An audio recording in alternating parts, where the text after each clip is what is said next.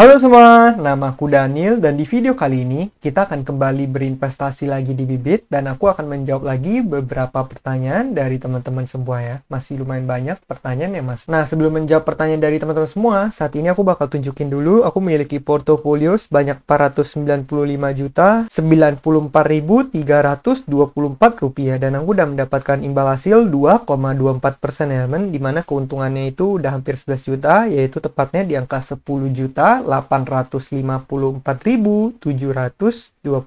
rupiah. Dan ini kebanyakan aku membeli reksadana obligasi. Obligasinya adalah obligasi korporat sehingga portofolioku akan mengalami kenaikan setiap harinya. Nah, kalau misal kamu lihat nih baru beberapa hari lalu keuntunganku 10.562.000. Sekarang keuntungannya udah 10.853.000. Maka dari itu setiap hari aku akan mendapatkan passive income element berupa kenaikan pada portofolioku. Biasanya itu angkanya nggak nyampe 100.000, biasanya paling di angka sekitar 70 atau 80.000. Tapi kalau misalnya weekend, karena Sabtu Minggu nggak dihitung, nanti Seninnya baru aku dapetnya lumayan banyak, 100 ribuan lebih atau kadang 200 ribu ya kan. Ya udah, seperti biasa aku akan berinvestasi di Bibit, tapi kali ini aku bakal sekaligus membantu pertanyaan dari teman kita ya, dari Kak Dedi Aldino Putra Family. Halo Bang, bagaimana cara isi deposit saldo RDN Bang? Nah, karena masih banyak teman-teman yang lumayan bingung gimana cara mentop up melalui RDN Bibit, jadi di video kali ini aku akan menunjukkan sekali lagi ya, men. Nah, di video-video sebelumnya kita udah coba melakukan top up melalui Cbank. Kalau misal kamu pengen cek, kamu boleh cek video sebelumnya. Tapi pada video kali ini, aku akan mencoba top up melalui Neobank. Karena ini cara yang berbeda lagi. Tapi cara ini tetap bisa kamu lakukan tanpa kamu dikenakan biaya sama sekali. Oke, caranya gimana? Caranya kamu tinggal ke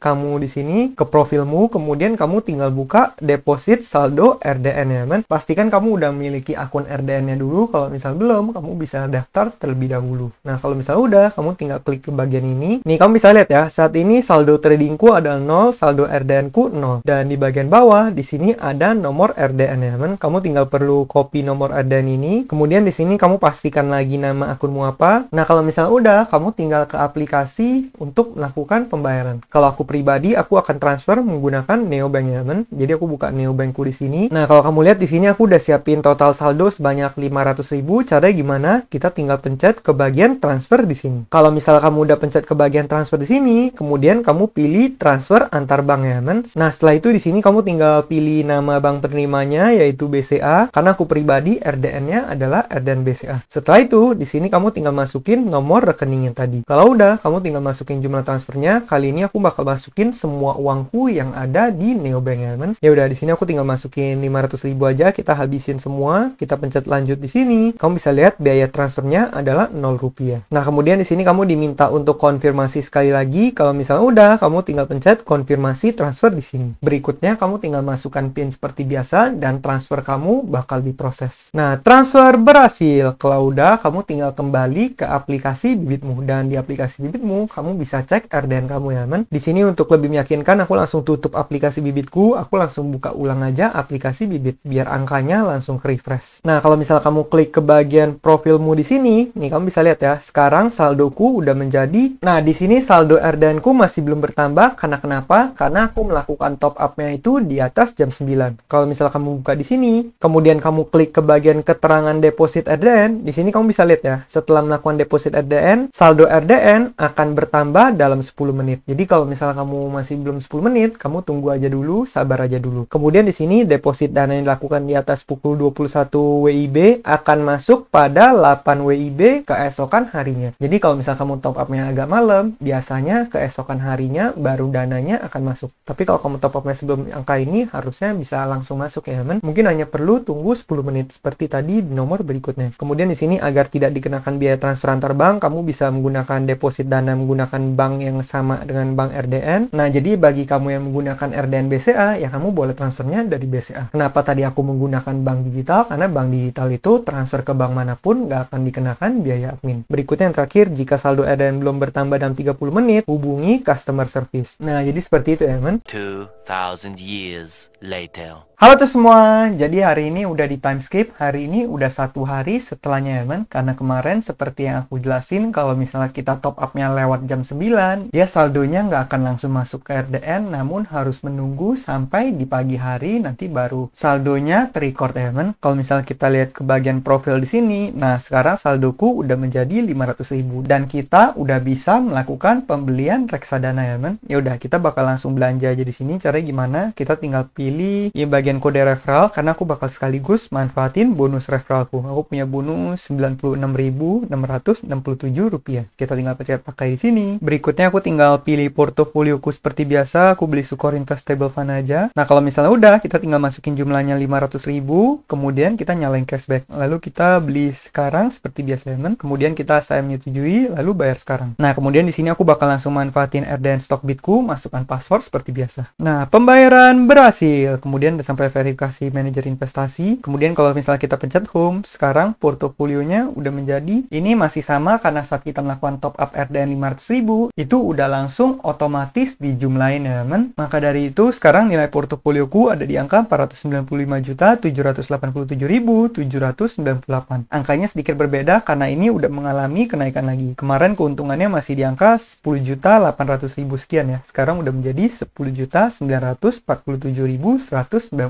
By the time besok ini udah bakal jadi profitnya 11 juta ya men. Nah jadi seperti itu ya buat Kak Dedi, semoga ini bisa membantu kamu. Nanti kalau misal kamu masih bingung atau misal kamu pengen top up menggunakan metode lain, kamu tulis aja di kolom komentar, nanti aku bakal bantu jelasin lagi di video-video berikut. Oke, berikutnya dari Kak Samuel, kalau masih dananya di bawah 50 juta, oke lah P2P lending, tapi kalau sudah ratusan juta, malas ambil resiko. Saranku deposito BPR aja atau reksadana pasar uang. Nah menurut aku pribadi ini juga metode yang menarik ya, dimana kalau misalnya dananya masih belum terlalu besar, mungkin nggak apa-apa kalau misal kamu pengen ngambil resiko lebih tinggi, tapi kalau misalnya dananya udah lebih besar, kamu akan main sedikit lebih defensif. Aku pribadi juga setuju dengan metode ini, namun kalau misalnya saranku pribadi, tapi ini bersifat subjektif ya men, ini pendapatku pribadi aja, kalau misalnya angkanya belum 100 juta, masih angka sekitar puluhan juta, menurutku pribadi sebenarnya nggak apa-apa kalau misalnya kita masih belum melakukan yang namanya diversifikasi, karena kalau misalnya angkanya masih belum sampai 100 juta, biasanya kalau misalnya nanti kenapa-napa pun kita masih bisa bangkit dari damage yang kita alami tersebut kalau misalnya nanti kenapa-napa. Dan kalau misalnya nilai investasi kita masih di bawah 100 juta, saranku pribadi kita lebih fokus untuk gimana caranya supaya bisa menghasilkan lebih banyak uang dulu dan supaya bisa investasi dulu. Nah kalau misalnya nanti angkanya udah mulai tembus ratusan juta, nah itu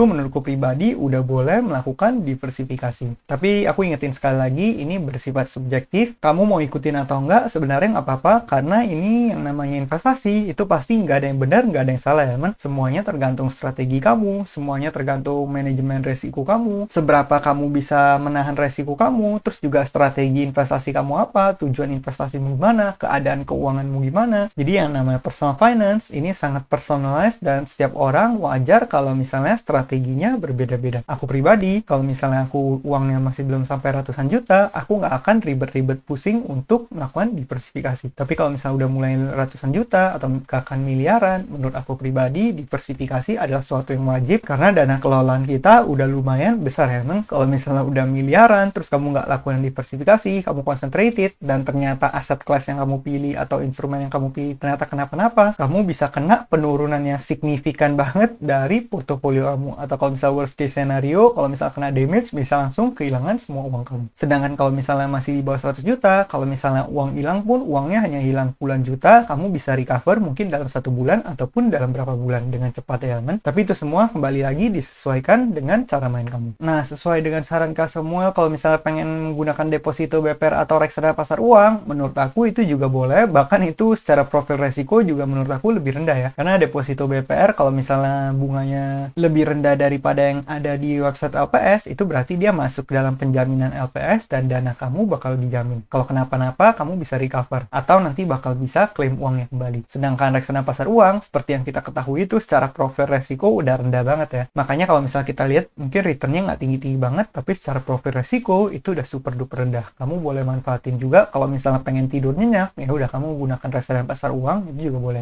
Nah terima kasih ya buat insight-nya. Berikutnya dari Kak aku sendiri, Bang, kalau nabung robo target pensiun, misalnya target 25 tahun pensiun dan sebelum 25 tahun semuanya sudah lunas dari pembayaran per bulan dikalikan 25 tahun. apakah semua saldo targetnya dalam 25 tahun itu bisa dicairkan? Maaf pemula bang. Nah, jadi yang namanya di Bibit ini, sistemnya adalah kamu membeli reksadana. Dan pada dasarnya reksadana itu sifatnya fleksibel ya, teman. Jadi terlepas dari kamu investasi di portofolio manapun, kamu pengen investasi misalnya di dana pensiun, atau misal kamu udah ngeset dana pensiun kamu, terus nanti setiap bulan kamu bakal top up dana tertentu. Kalau misal kamu udah berhasil mengumpulkan semua dana pensiun tersebut dan terkumpul sebelum 25 tahun itu, ya kamu bisa menarik semua dana kamu. Bahkan kalau misalnya dana kamu masih belum terkumpul pun, katakan target kamu 3 miliar, tapi kamu udah terkumpulnya katakan hanya 1,5 miliar, ya itu tetap bisa kamu tarik seperti biasa. Kamu tetap bisa melakukan penjualan. Karena sistemnya itu berinvestasi di Bibit itu nggak ada yang dananya dikunci ya, man. Yang namanya kita investasi di reksadana, itu sifatnya kamu bisa cairin kapanpun, cuma kalau misalnya kamu cairin, ya pasti ada masa tunggunya. Kamu bakal nunggu beberapa hari sampai dananya bakal masuk lagi ke rekening kamu. Dan juga satu hal yang aku perlu ingetin lagi adalah kalau misal kamu membeli reksadana saham, itu mungkin banget buat terjadi yang namanya volatilitas, dimana kenaikannya itu nggak stabil. Bisa aja tahun ini plus 10%, tiba-tiba tahun depan minus 20%. Tahun depannya lagi recover, tahun depannya minus lagi. Nah, kalau misal kamu menggunakan reksadana saham untuk jangka pendek, misalnya di sini target kamu 25 tahun, tapi kamu baru investasi 3 tahun, kamu pengen tarik. Nah, kalau misal portofolio kamu di reksadana saham, ada kemungkinan portofolio tersebut sedang merah. Jadi kalau misal kamu tarik, yang ada kamu berinvestasi malah rugi, nilainya malah turun. Maka dari itu, kalau misal kamu pengen investasi saham, reksadana saham, pastikan kamu komit dulu untuk jangka panjang ya, man. Jangan sampai kamu tentuin 25 tahun, tapi nanti baru 1 tahun, 2 tahun, kemudian dananya kamu tarik. Maka itu nggak akan efektif. Kalau misalnya dari awal kamu cuma pengen tarik dalam 1 atau 2 tahun, atau 3 tahun, akan lebih baik kamu pilih reksadana yang sifatnya selalu naik, seperti reksadana pasar uang, ataupun reksadana obligasi jenis tertentu. Nah, jadi kamu nggak perlu khawatir di sini, terlepas dari tujuan keuangannya tercapai atau enggak, dana pensiunnya tercapai atau enggak, kamu tetap bisa melakukan penjualan reksadanamu seperti biasa ya, man. Kalau misalnya kamu masih kurang yakin, nggak apa-apa kalau misalnya kamu coba tanya ke tim supportnya, nanti tim supportnya pasti bakal bisa bantu. Kamu bisa coba konfirmasi lagi ke mereka. Aku pribadi nggak nyimpen dana di portofolio dana pensiun ya, man. Di sini kamu bisa lihat, aku cuma naruh di Investor Habit, itu adalah portofolio utamaku, dan aku nggak banyak otak-atik ya, man. Aku diemin aja, taruh uang di situ. Dan aku cuma membeli reksadana jenis obligasi, yang dimana isinya kebanyakan ke obligasi korporat. Semoga membantu ya. Berikutnya, ini pertanyaan terakhir yang bakal jawab dari Kak Adian saya Rizky. Bang, kok punya gua nggak bisa jual ya? Apa ada tempo harinya baru bisa jual? Atau harus mencakupi portofolio dulu baru jual? Nah, kalau misalnya kamu nggak bisa menjual reksadanamu, nih kamu bisa buka salah satu halaman Bibit di sini, di artikel.bibit.id. Kenapa tidak ada tombol jual di Bibit? Diketahui jawabannya di sini. Dalam proses pembelian reksadana di Bibit, memang ada tahapan atau proses yang harus dilewati. Dari sini yang membuat beberapa orang menjadi bingung ketika mendapati tidak adanya tombol jual. Nah, mungkin yang kamu alami seperti ini ya, nggak bisa jual karena nggak ada tombol jualnya. Nah, kemudian di sini kenapa ini bisa terjadi? Yang terjadi jawabannya adalah karena ini sedang mengalami yang namanya proses verifikasi. Jadi saat kamu membeli sebuah unit reksadana di Bibit, terlebih dahulu manajer investasi akan melakukan verifikasi. Nah, kemudian tahapan awalnya ini tergantung kamu melakukan pembeliannya jam berapa. Kalau kamu pembeliannya itu sebelum jam 1 di hari itu, maka verifikasi akan dilakukan di hari yang sama. Tapi kalau misal kamu belinya lewat jam 1, katakan kamu belinya sore, jam 2 atau jam 3, atau mungkin belinya malam seperti aku beli ini, ya nanti reksadananya bakal diverifikasinya itu di keesokan harinya, paginya ya, man. Ini kamu bisa lihat, maka manajer investasi akan melakukan verifikasi pada hari bursa berikutnya. Nah, kemudian setelah itu bakal ada proses penyelesaian pembelian lagi, dimana kalau misalnya kamu belinya sebelum jam 1, maka nanti proses pembelian akan selesai pada hari bursa berikutnya sekitar jam 10 malamnya ya, man. Kemudian kalau misal kamu belinya lewat jam 1, maka pembeliannya itu bakal beres 2 hari setelahnya, dan itu sekitar jam 10 malam. Nah, itu pun dengan asumsi kalau misalnya semuanya hari kerja. Kalau kamu beli hari Senin, yang mungkin bisa beres dalam hari Rabu ataupun Kamis. Nah, apa yang terjadi kalau misalnya besoknya libur? Contohnya kamu belinya di Jumat, ya nanti Sabtu Minggunya nggak bakal diproses, dan bakal lanjut diproses di hari berikutnya pada saat udah mulai masuk hari bursa lagi ya, man. Nah, di sini juga uang diterima, namun produk reksadana belum masuk portofolio. Ini kalau misalnya kamu biasa habis bayar pakai GoPay, link aja, atau kamu pakai virtual account, itu biasa masih belum ada tombol jual. Kenapa? Karena itu kamu baru melakukan pembelian. Jadi itu pembeliannya itu masih harus diproses verifikasi ya, kan? Dan itu wajar banget kalau misalnya angkanya belum masuk portofolio. Nah, kemudian nanti kalau misalnya semuanya udah beres, proses pembelian reksadananya udah selesai, maka kamu akan mendapat pemberitahuan atau notifikasi di email. Nah, jadi apa yang bisa kita simpulkan dari satu artikel ini? Yang bisa kita simpulkan adalah nanti kamu bisa mendapati tombol jual jual, kamu mulai bisa menjual reksadanamu apabila kamu udah beresin semua prosesnya, kemudian kamu udah menunggu ya, men. Kalau misalnya nanti proses verifikasinya udah beres, terus dananya udah bener-bener masuk, kemudian kamu juga udah dikirimin laporan ke email kamu bahwa pembelian berhasil, segala macam. Nanti itu baru portofolionya akan muncul di aplikasi bibit kamu, dan kemudian bakal ada tombol jual di sana. Jadi untuk menjawab pertanyaan ini, kalau misalnya ditanya kenapa nggak bisa jual, jawabannya adalah itu karena kamu baru melakukan pembelian, dan kamu perlu sabar menunggu berapa saat sampai nanti pembeliannya prosesnya udah beres semua segala macam, sampai kamu bener-bener di email bahwa kamu berhasil mendapatkan unit reksadananya. Nah, disitulah baru kamu mulai bisa melakukan penjualan reksadana. Penjualan pun itu nggak instan, kamu bakal nunggu berapa hari lagi sampai nanti dananya benar cair ke bank kamu ya, men. Maka dari itu, kalau investasi reksadana, saranku pribadi adalah kalau misalnya kamu berinvestasi di sini,